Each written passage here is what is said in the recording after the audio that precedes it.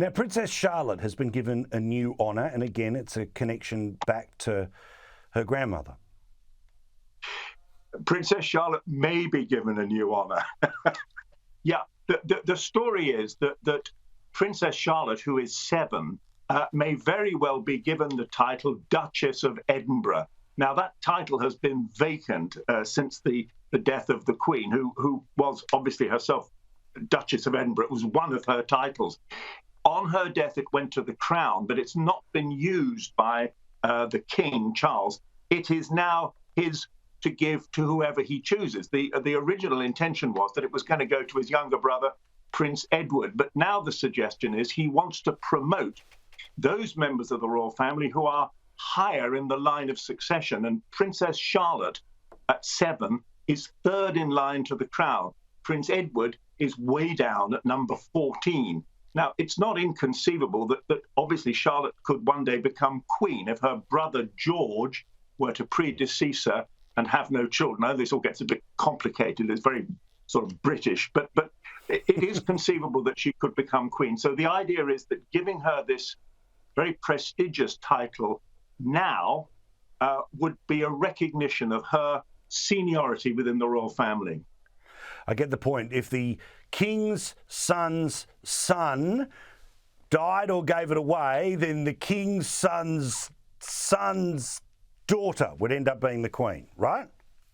Yeah, you may remember a few years ago, and it was actually in Australia at the 2011 Commonwealth Heads of Government, it was announced that the whole thing about men primogeniture, it's called, having precedence over females in the line of succession was to change. So had it been in that time, Charlotte would actually fall behind her younger brother Louis, but that doesn't happen anymore.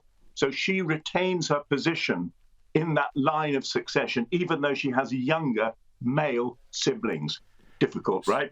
So, yeah, I'm with it, though. I like the flow chart. God love it that it's in the back of your brain. Now, let's talk about Prince Andrew. Obviously, the expectation is that he hides from public view, but he's apparently really annoyed that his police protection is being scaled back. Now, presumably that's because he's never leaving the house again? Well, he leaves the house and he's occasionally photographed. What he doesn't have is the HRH handle anymore. Now, he has it, but he can't use it. And this, again, is where it gets slightly complicated. And there's a move now in Parliament, spearheaded by a Labour MP called Rachel Maskell, who is the MP for the constituency of York. She wants the law to be changed so that the monarch can remove as well as awarding titles. Right now, to sort of quote the book of Job, if you like, the monarch giveth but cannot taketh away. So she can appoint somebody Duke of Sussex, Duke of Cambridge, or whatever, but she can't, or he can't, he can't take that title away. And there's a very strong feeling, particularly in the city of York, because Prince Andrew is the Duke of York, that he oughtn't to have that title. So if that legislation goes through Parliament, which is 50-50, it's coming up next month, the king will have the power simply to strip him of that title, and the power, if he chose to strip Harry and Meghan of their titles, Duke and Duchess of Sussex. Geez, that'd be fascinating to see the debate on all of that in both directions. Now, finally, before we let you go here too, sensitive but important to talk about.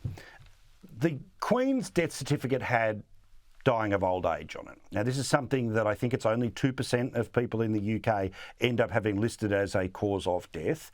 And I don't think it's disrespectful to her, her reign, her legacy, to talk about what she may well have been sick with.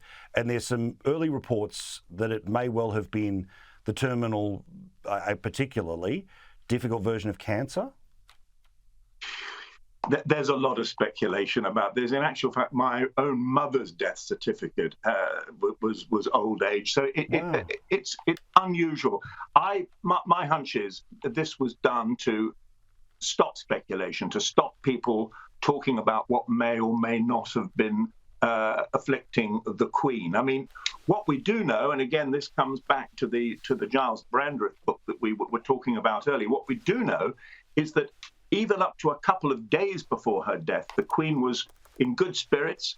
was seen to be active and then died, it appears, quite suddenly. Whether we will ever know the actual reason for her death, I don't know. But there's always speculation, and the speculation is going to continue, as it does with everything about this family. Lovely to talk to you. All the best. We'll talk again soon. My pleasure.